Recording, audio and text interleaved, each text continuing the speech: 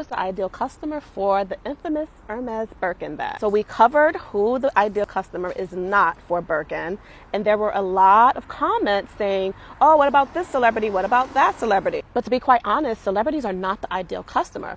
The ideal customer for Hermes Birkin in general is quiet luxury, stealth wealth, just understated and just naturally effortless. Let's look at Jane Birkin. This is Jane Birkin. She's the namesake for the Birkin bag.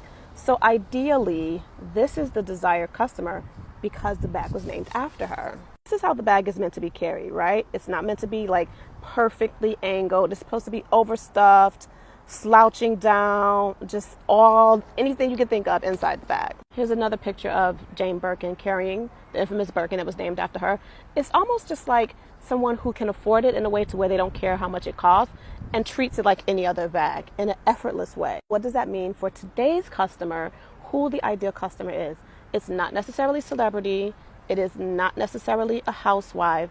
And it doesn't have anything to do with race. I know a lot of people were like, oh, well, I'm not, this race or that race, so I'm not the ideal customer. It has nothing to do with that either. I think the ideal customer for Hermes, who they want representing them by carrying the Birkin bag, is someone who is understated, tasteful, a bit on the classy side.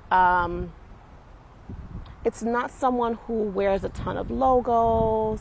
I think it's someone who wears maybe head to toe Brunello Cucinelli. I'm just giving you examples. Nothing and no one too loud, too boisterous, too over the top. You know what I mean? So whether you are black, white, it doesn't matter.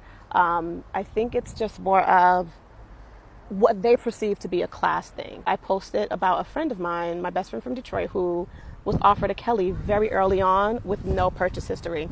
And everyone's like, well, how does she look? Tell me about her. She's black, she's fair-skinned, so she looks sort of like Meghan Markle, and she's a nurse, her husband is a doctor, and she probably wore head-to-toe Cucinelli sweats. She's always in sweats, but it's definitely going to be an understated designer sweat. She's never going to have a logo, just super clean and understated and classy. That is the desired customer, no matter the race. They just want, it's a class thing more than anything else.